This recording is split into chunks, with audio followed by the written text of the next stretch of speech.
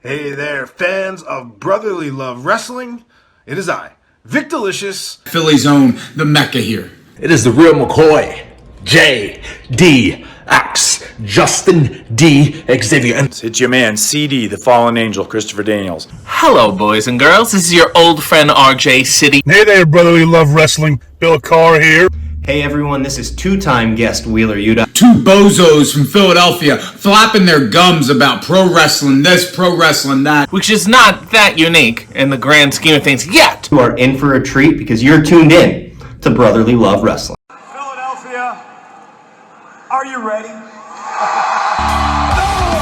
They said, are you ready?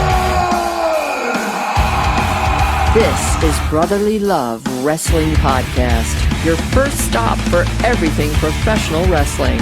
So sit back and enjoy wrestling talk at its finest with your hosts, Larry Hall and Joe Corrado.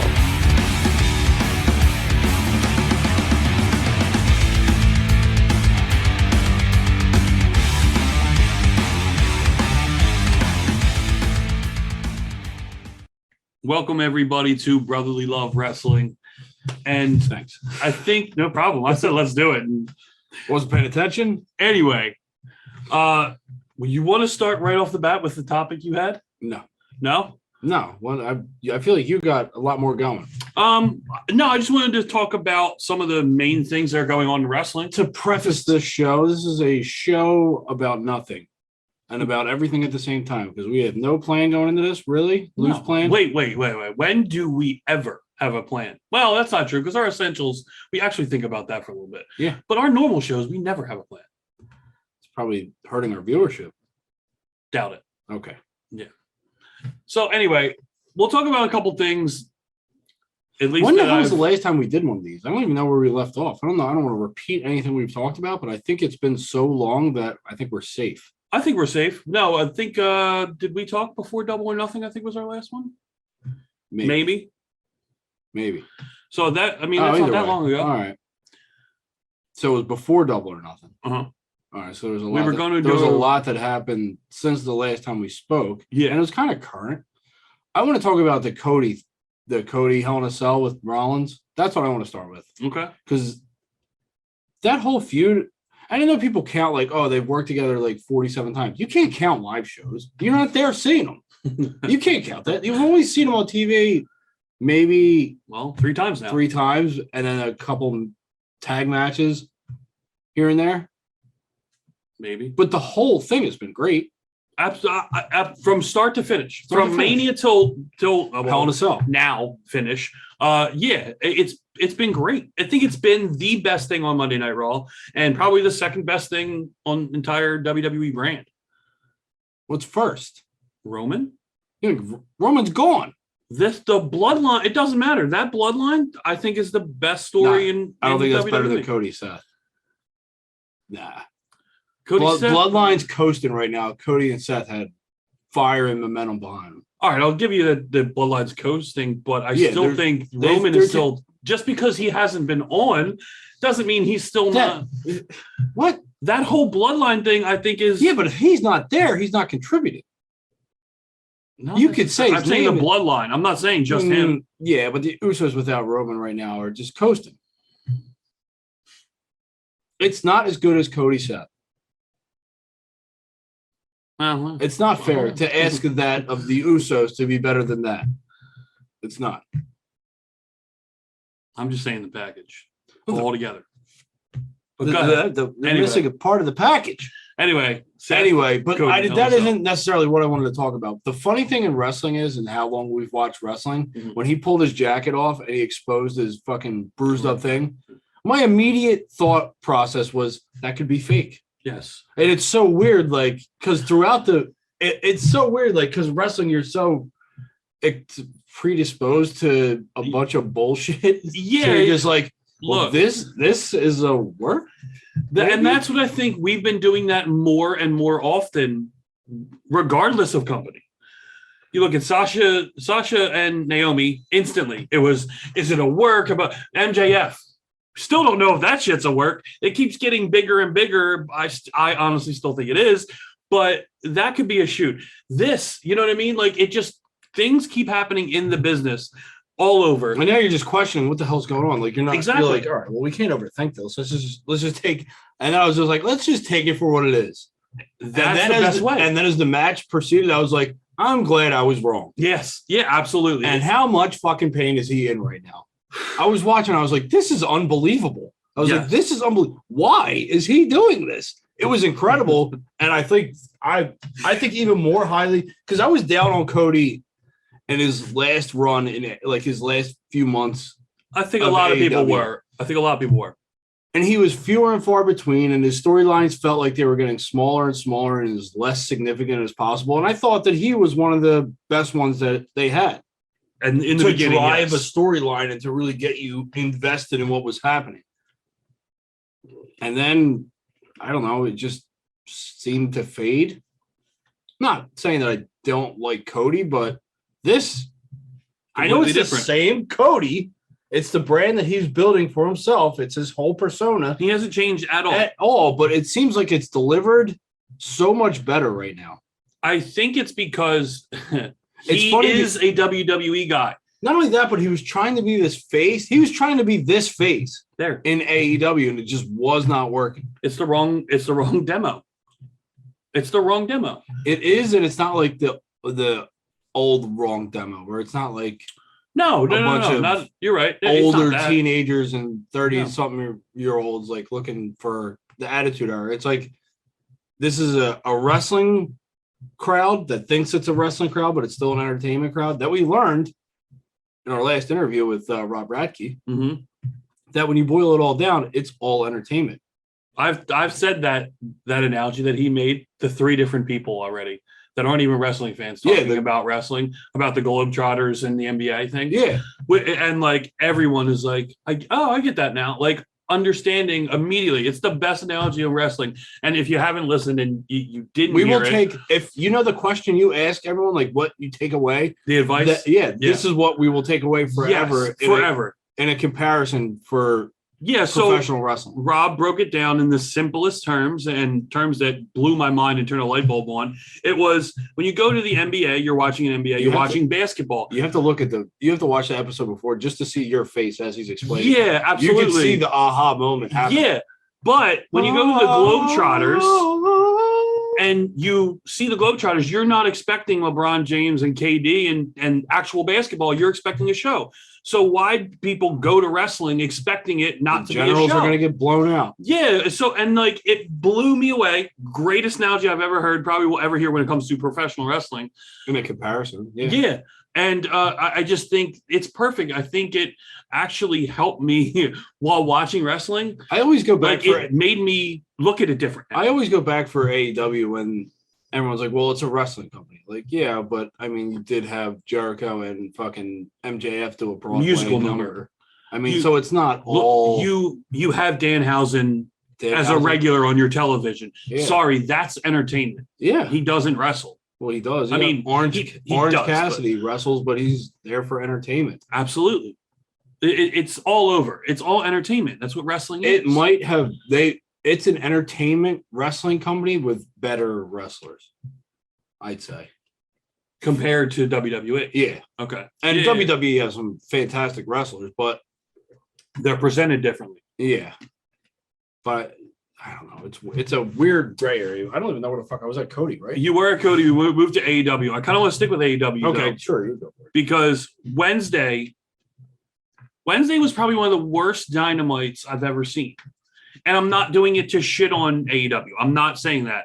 I'm saying the things that were presented, it felt like a show of filler.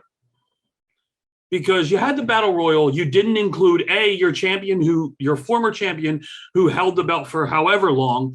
You didn't include Adam Cole. You didn't include Wardlow, who's the hottest babyface in your company right now. Well, he's challenging for the TNT title. Which, again, going into more of the reason I did not like it, it didn't make sense for this uber babyface that you've been building and the common logic when it comes to professional wrestling and a babyface and what do they want? They want that ultimate prize, the title, not the.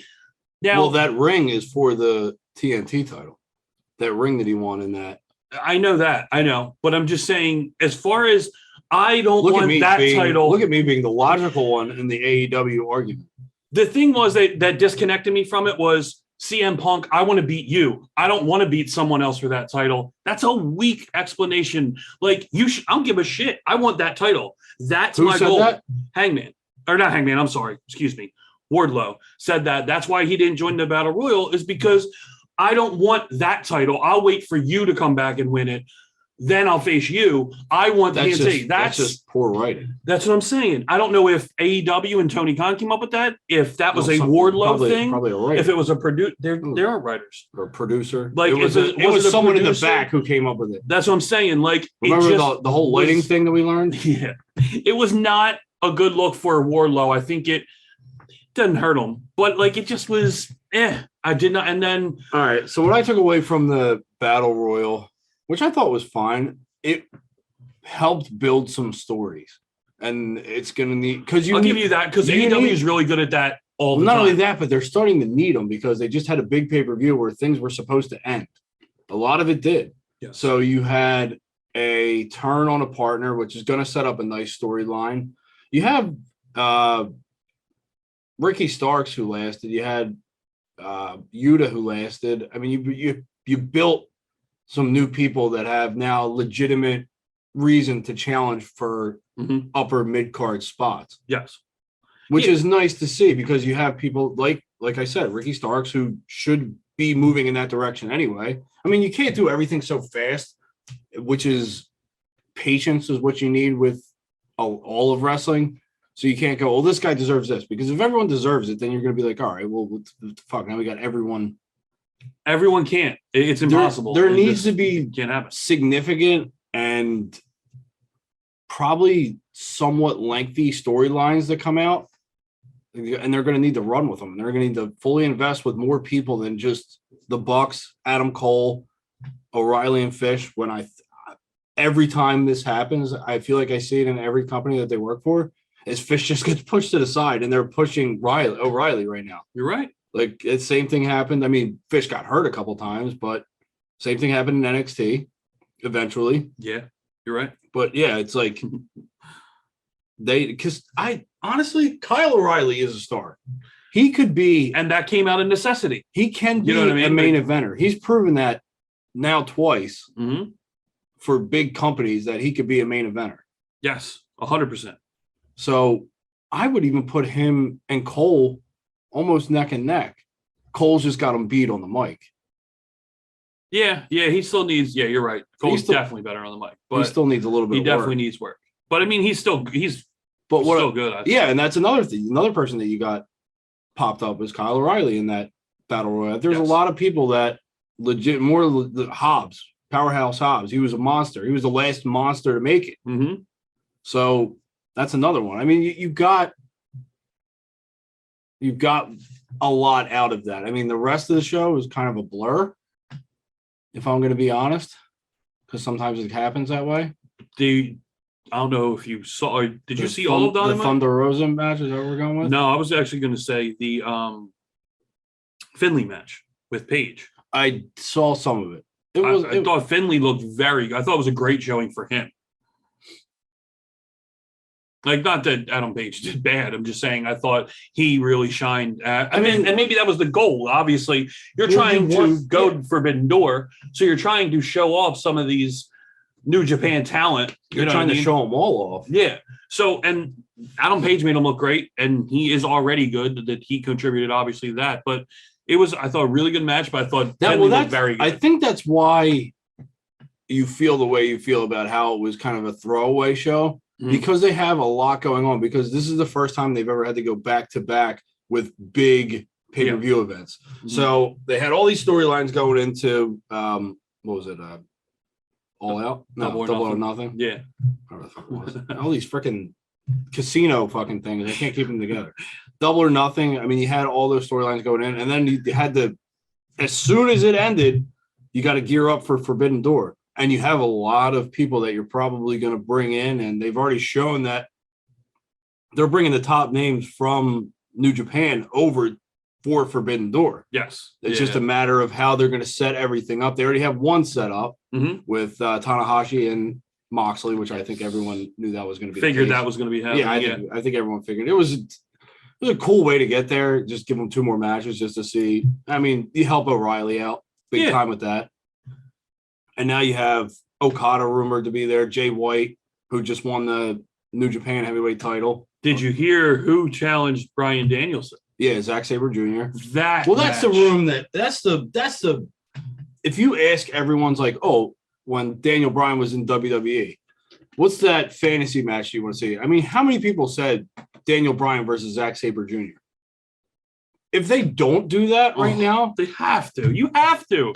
It is. They don't have to. You absolutely have to. Theoretically, 100% have to. Should they? Yes. Absolutely. They definitely should. Yes. I mean, they could make this pay-per-view. I mean, it's going to be massive already. Yeah. It's going to be just like they sold out. They sold out Chicago. Double or Nothing was what, 11 matches, right? Yeah, this is going to be at least that. It's definitely. And you would have to imagine that they're all going to get time. Mm-hmm. You're not going to have any squashes. No. Yeah, this is going to be a really fun pay-per-view. All right. To watch. Downer side. Okay. Of just wrestling in general. Okay. So today, we're on AEW, so I'll bring this up and Dynamite's 2 days away, which this will probably come out and it'll be that day. Yes. If someone's listening. If not before, yeah. No, either way. It's in a day or two. Yes. From when you're listening to this, or it's that day. Yeah. But today, unfortunately, again, Jeff Hardy gets pulled over with a suspended license and another DUI. Mm-hmm.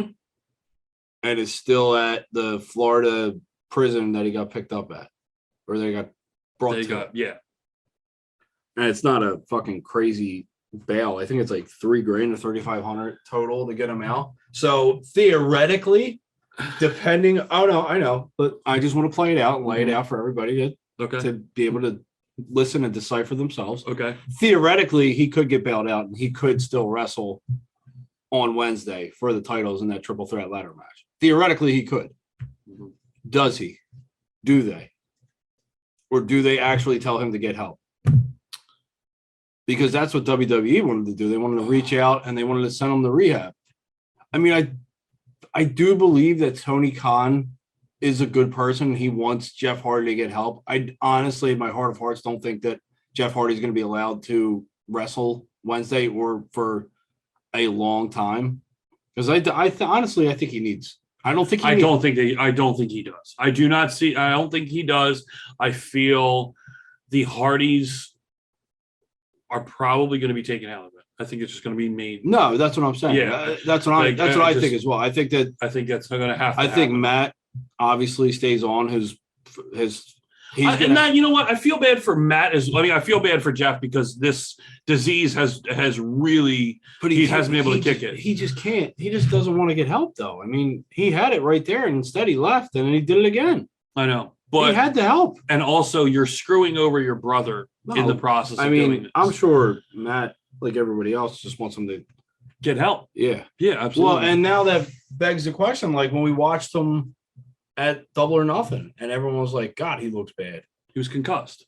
He was knocked out in the match. They said like 3 or 4 minutes in the match, he got knocked out. So he was concussed, and he said he don't remember any of the match. Now, I agree. Well, was it something else? Now it makes you wonder. I agree. I mean, it just sucks. Because that's what we said when we were watching it. I was like, this looks like the Sting match. Yeah.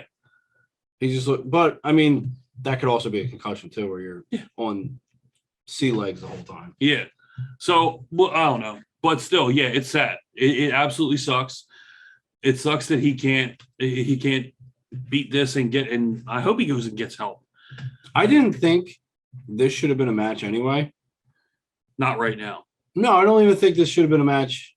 I don't mind it happening. I just didn't. Yeah, but I don't think, truthfully, FTR is the number one contender. Mm-hmm. Why now? If you're going off of standings and stats and wins and losses, we're gonna go down this road, aren't we? Yeah. Okay.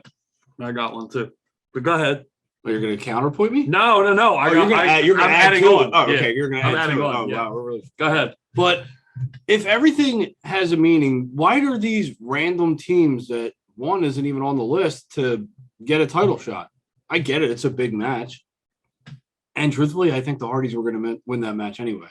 I think they were going to win. I think they were going to be the champions, not hold them for that long and drop them to say that they held every single title in every single promotion. I couldn't agree more. But and see, the thing that bothers me about it is conversely for the world title or the interim world title or title. Moxley was given this opportunity. Moxley was number one, though. He was not number one on June 1st. Who was the number one contender? Wardlow. And then mysteriously on June 3rd, Moxley wasn't even in the top 5 on June 1st rankings.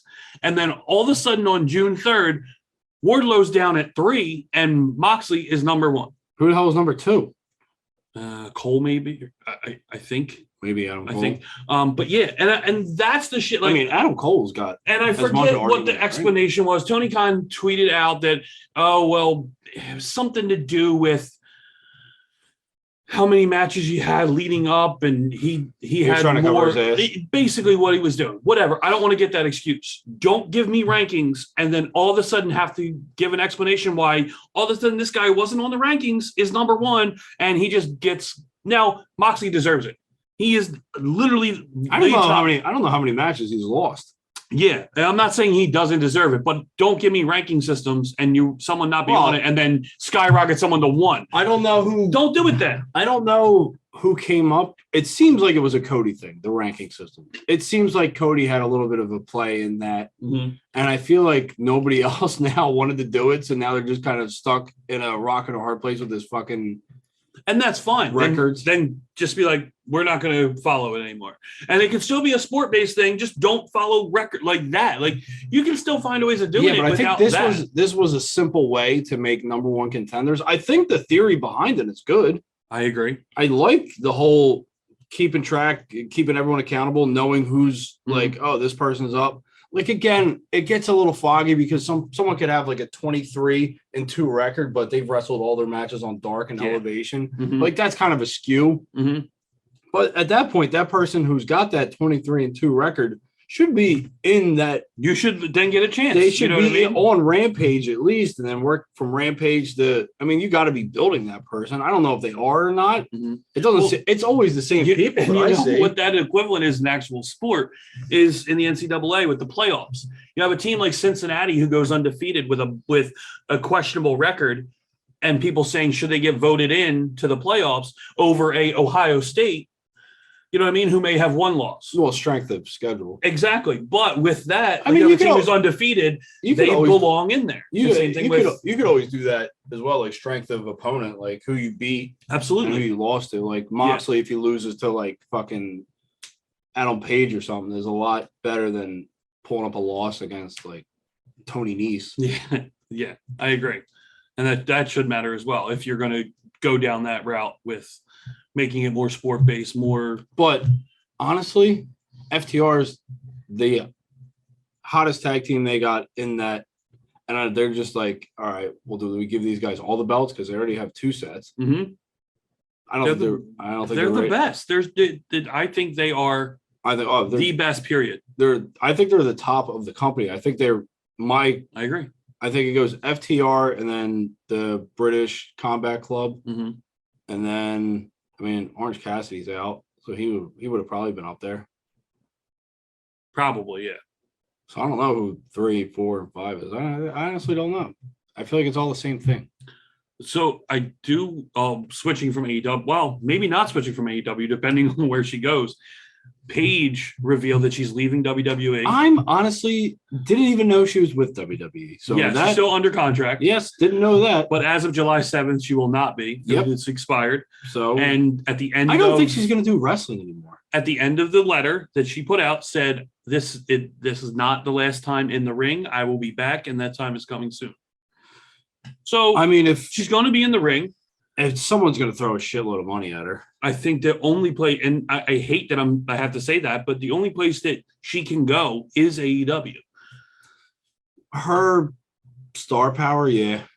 Yeah, I mean, that's what I'm saying. She could go to Impact. She could. She just absolutely could. She wouldn't. I mean, she could honestly. I mean, they still have a strong women's division, and she would only make it better. But I have a feeling that Tony Khan's gonna be like, "Look, you only got to work 2 days. You're not gonna travel everywhere. Here you go. Here's $950,000 or more." Yeah. Oh, and our doctors will clear you. Exactly. All you have to do is bring a doctor's note in. You're cleared. Yeah. That's it. That's obviously what a lot of people are saying is, do you think this is because they won't clear her? I don't think they won't clear her. I know. I think that's what I'm saying. She just doesn't want to be in the background anymore. I just think she wants to be more. I mean, who can blame her?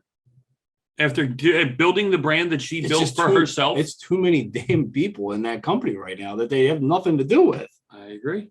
And it just pushes more people down the. So someone on Elevation is going to have a really good record, and we're not going to know a damn thing about it. I will say the women's division, as it's broken down right now, isn't bad as far as your champions, and then another feature to where you have 3 different branches of storyline that you're doing. Because you got the Jade with TBS and her storyline. You got Thunder Rosa and Serena Deeb and where they're going with that. And then you still have Is Britt Deeb Baker still in it? Well, I mean, as of their last, title I don't match. think Deeb's out though. I know, but as of their last title match, Yeah, I'm saying they haven't fully invested in Thunder Rosa yet. I know, and they haven't done shit since she's won the title. For people that say that there's opportunity, you have 3 different popular people that you can still promote and push to where you're having a bunch of Statlander, Ruby Riott. Yeah, that's what I'm saying. You have at least 6 women, or depending on how you want to do it, Tony Storm, all kinds of different storylines. You can go different ways. You have 2 champions, and then Britt Baker, who is the pillar. You know what I mean? The Owen Hart winner. Exactly. She's the Charlotte Flair. Yes, she of is. that company. Yeah, absolutely. She gets the most camera time out of anybody. A Paige going there, or Soraya, I think is her actual name. Oh my God, it's Soraya. Yeah, everyone's just like, what? Oh, Paige. Yes. Yeah. You mean Paige is here? There you go. Miro. Who the fuck's Rusev?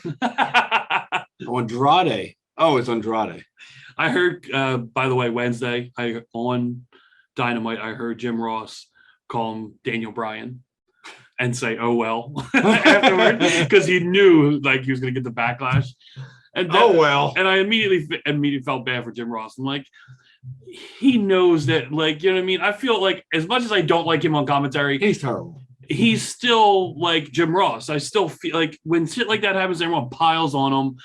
I feel bad for Jim Ross. He just shouldn't be doing it. There's a lot of people that just shouldn't be doing it anymore. I agree. Maybe not a lot, but there's people that should just be hanging them up. And I think it's Ross more than Tony Schiavone, because I like Tony Schiavone. I think he's doing a great job. I think Jeff Hardy should hang him up. Honestly, I agree. I think he should be done with wrestling. I agree. I don't think it's doing him any good. I don't think and even the travel now with AEW, I'm sure is better, but I don't think it still helps. I think he's got a lot more downtime to do stupid shit. So do you want me to give my topic? Oh yeah, sure. I forgot we were still doing that. I know. I wanted to get it in before we forgot. So I was watching Monday Night Raw. Okay. Last week. Yeah. Obviously now being Monday as we record this. And there was that spot where you had Asuka and Becky, and the 24/7 title was mixed in. And Tuesday morning, I listened to Busted Open. Okay. And Dave LaGreca, the host, goes off on this rant. And I mean rant. And knocking his camera off of his desk as he's screaming at the top of his lungs how Vince McMahon hates wrestling. And I'm watching this.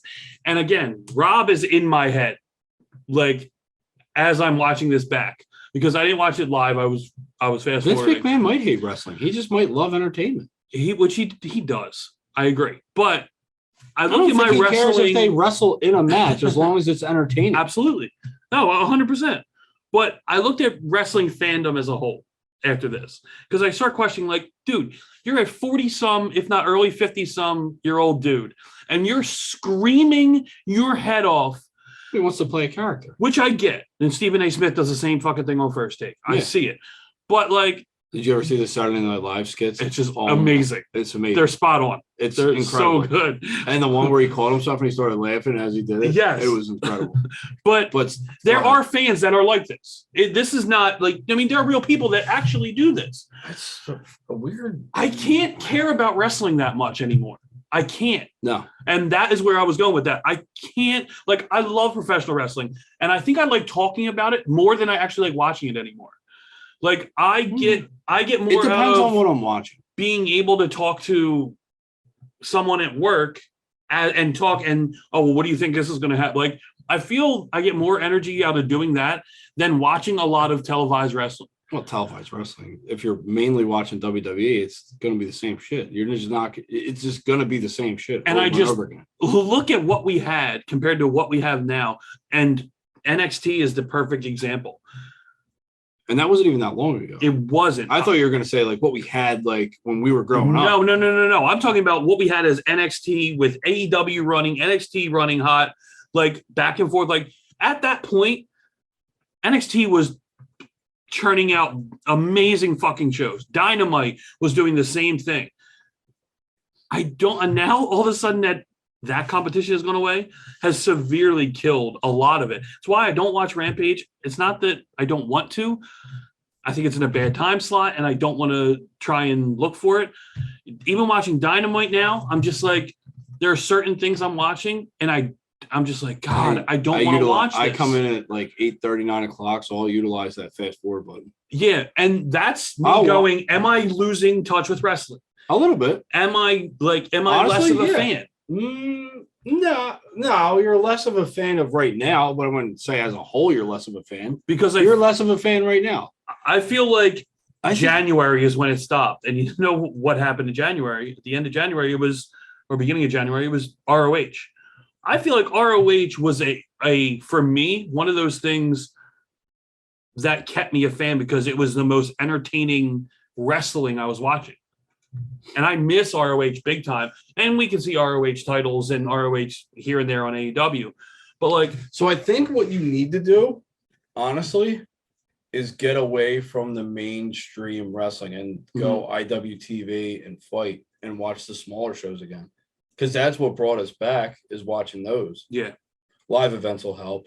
Yes. That'll help get you invested a little bit more. I was going to say Friday is I'm hoping is definitely going to help. Yeah. So I don't know. Maybe you need to switch it up. I haven't fully been able to watch it, but I hear Impact is doing really interesting stuff. I thought about Impact. I thought about MLW because I haven't watched MLW because with everything going on, I haven't watched any. Honestly, I'm really intrigued about Japan right now. So I might have to renew a New Japan World. Yeah. So I'm hoping, I think, like, I don't know. I kind of feel the same way. Like if I miss it, I'm like, I don't care. Yeah. I literally almost never watch Rampage and I want to watch it, but there are things on it that I know I don't care. Like I hate Hookhausen. I don't fucking get it.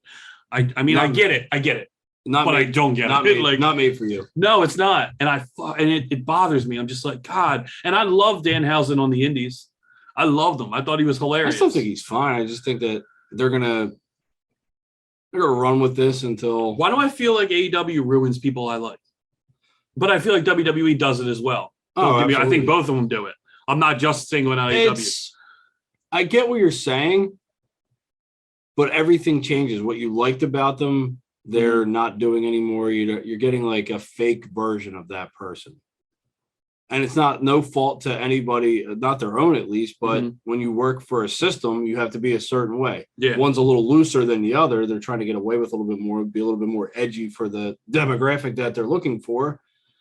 And WWE is pretty much cookie cutter. Yeah, that's about it. You're going to get what you're going to get. You'll get some cool stuff here and there, but for the most part, as plain and as cookie cutter as possible.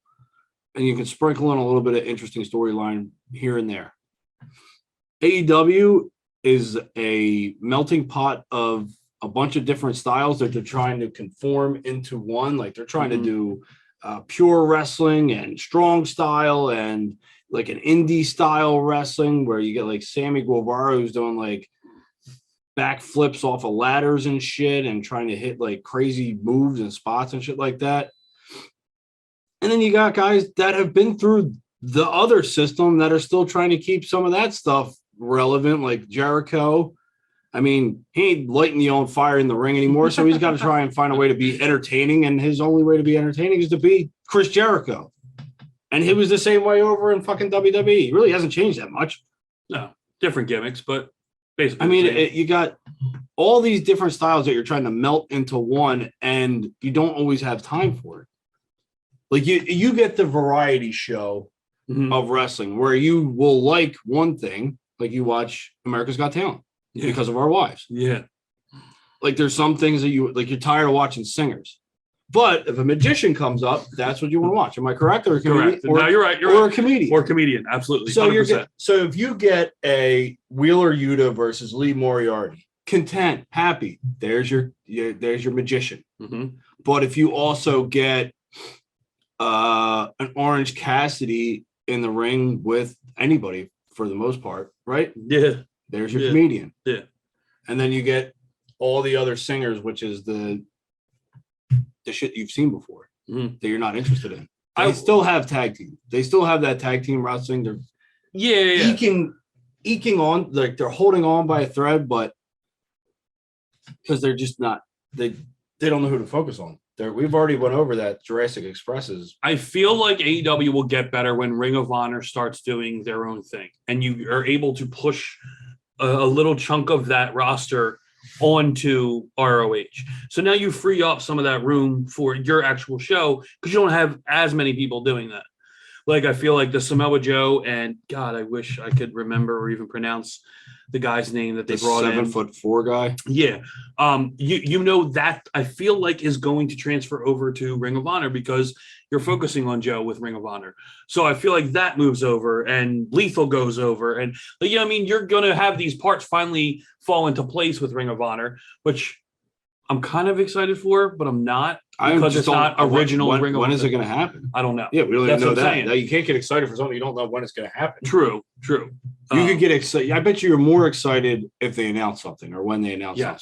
Like this is going to be the first 1 hour ROH show. Like exactly. Do it like we got Wednesday and Friday. Thursday seems to be a decent time. Or they could do it on Tuesday and run against NXT again. Yeah, and crush them.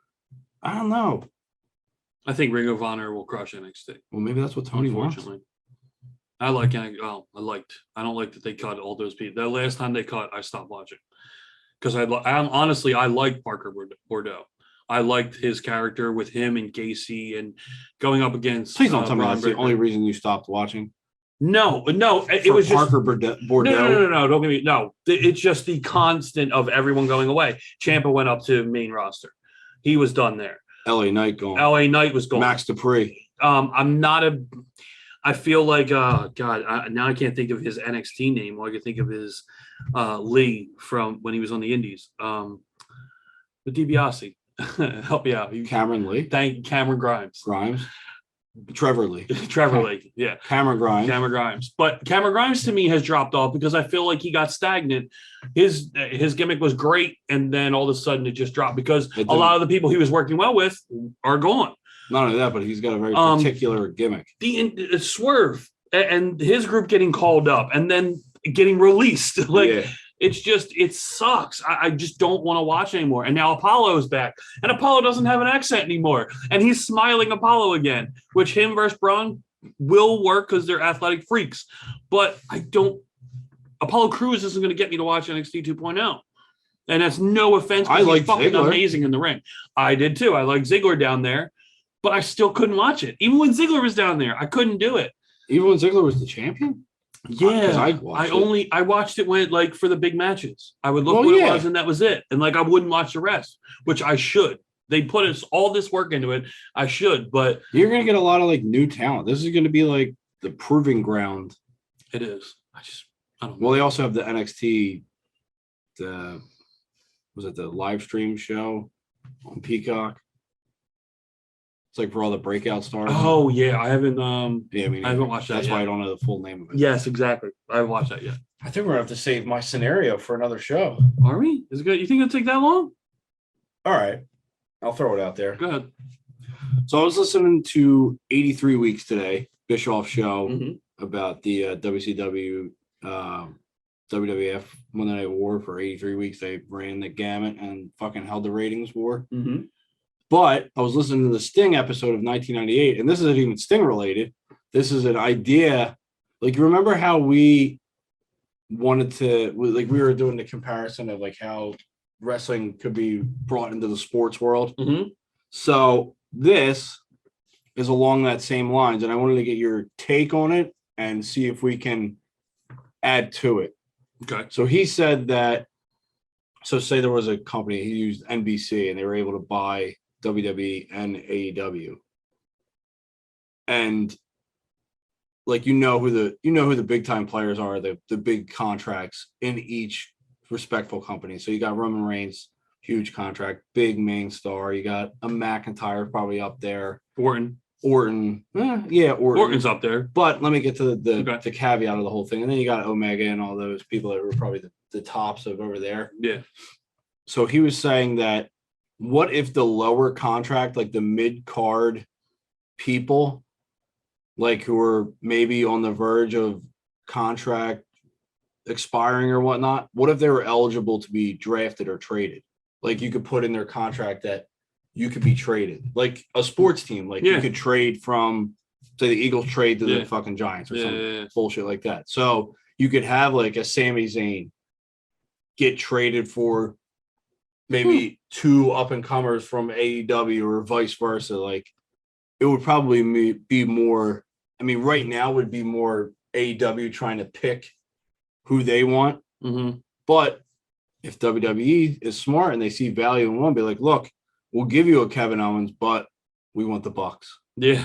Yeah. Like something like that. Yeah. No, I like that. It was a very interesting way to look, because they were talking about how to spice up wrestling, like how to get the casual viewer back to wrestling, because they're talking about ratings and whatnot in the 83 weeks, and they're like, 7 million people watched Nitro that night, but they didn't have the numbers for Raw, but they're like probably another 3 to 4 million. So you got 10 to 11 million people just watching wrestling on Monday night. And right now you have, at a high point, 2. So it would take over a month just for 2 companies to get what that to add up to 1 week. Yeah. To 1 day of wrestling. So they're trying to think of ways that, all right, what's a way that you can get people to invest now? Like, how do you bring the casual fan in? And I mean, it's a crazy idea that would never happen. I don't think would ever happen, because I don't think so either. Because of the networks. Yeah, because they want their stars. Yeah, they want people that they paid for.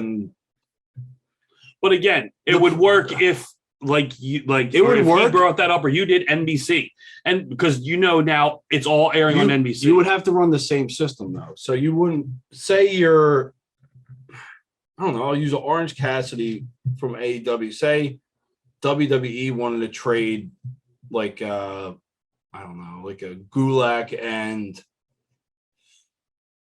someone, just name fucking anybody. Apollo Crews. Yeah, for Orange Cassidy. Yeah. Orange Cassidy's used to doing his own thing. Now he's got to go to another system and try and fit. That's one like huge factor. Like, you have to go from system to system. Like, it's not, I mean, I guess in like, you have to go to a different system and learn different plays and all that. Yeah. So it's kind of like the sports thing, but I feel like people that go from AEW to WWE who haven't been to WWE yet would struggle. No, I think the opposite. You think they would flourish? I think they have let me put it this way. I think they have the chance to, because if you look at anybody who has left WWE, who is now headlining in AEW. But you would be flipping, this would how you'd be bringing more fans. So you would be a competition. You would be in competition against one another, trying to get the best deal, trying to put on the best show, trying to have the superior talent for your, brand is what they were saying, because everyone's a brand now, instead of a show or a company. Yeah. But you'd have to somehow strategically draft and get rid of the weight that you don't want. I mean, it's a great idea. I just feel like the WWE people that go to AEW have a giant advantage over people that are in AEW. Like, that's why I think everything that's why cream rises to the top, right? Yes. So, well, smart man once told us that. yeah. And I think WWE is so polished with production and how to do everything and looking at hard cam and making sure you get that facial on that camera. Yeah, but you would have to be camera ready by the time you get to WWE. Correct. But that's what I'm saying. That way, when WWE people come in, they are taking over that business. It's why that a lot of the indie stars that are getting pushed to the side and not getting re-signed are the reason why. It's because you have polished, TV-ready superstars coming in and going, I hit my mark here. I got it. Thanks. Bang. Hits a promo. Done. One take. Next. Live TV. Done. You don't have to teach these indie people, you know what I mean, and try and get over and over and over again. WWE people, man, they'll do it in their sleep. They'll do it in their sleep. Anyone that comes from that system. And like everyone says it. Yeah, they have hard time, but I would never be who I am today if it wasn't for WWE. Ryder says it, or Cardona says it all the time. Well, yeah. The shit that I've learned throughout WWE has made me better on the indies and made me do all this in my career. So, yeah, I think they have the bigger upside coming into AEW because I think that just leaks AEW. All their talent will just be leaked out by WWE people eventually, which makes AEW better. That's how you would. Yeah, but you're talking. They wouldn't all go over there. No, you're right. You're talking about contracts. Like, okay, so you see Sami Zayn that comes on the chopping block, then you give him a 2-year deal. Yeah. And a no trade clause. And you got to kind of be strategic with it. I love that you added no trade clause. That's fucking amazing. Yeah, well, you would love that. You would have to. Yeah. I mean, there's only one other team you can really get traded to unless Impact starts to fucking get in on this shit too. Mm-hmm. But that's such a crazy concept. It would. And then you could randomly see, like, all right, up in the top right corner, fucking Kevin Owens. It'd be like a blockbuster deal. Yeah. Kevin Owens trading for the whole Taz crew and bring them over. Wouldn't that be crazy? It would be so insane. You get a faction for someone different would have to own the WWE. And and not only that, but you would have to get it would be the networks that would stifle you. Yeah. And no, I think Vince would never do it. Is what I'm saying. This could make him tons of money. I don't think he would ever do it though, because you have to rely on that other company. Working with that other company. If he could find a way, it's a ratings thing. If people start tuning in, then how are you going to 7 million people to watch? And then the only thing that would be tough, it would be like the fucking if you're going to buy a fucking Eagles jersey from the year 2005 to 2016, you don't know if they're going to be on the fucking team. So you go get this WWE merch of fucking Kevin Owens, and then 2 weeks later he gets traded. And you're like, ah, man. Then he comes out with a fucking AEW shirt, and you're like, ah, man, I gotta buy that too. Wouldn't that be fucking crazy? It would. It would. It'd make merch sale like it would be huge. It would be crazy. Yeah. Because when fucking someone gets signed that's a big name, you want to go out and get that. You want to go out and get that jersey. Yeah. That jersey shirt. If you want to spend $200.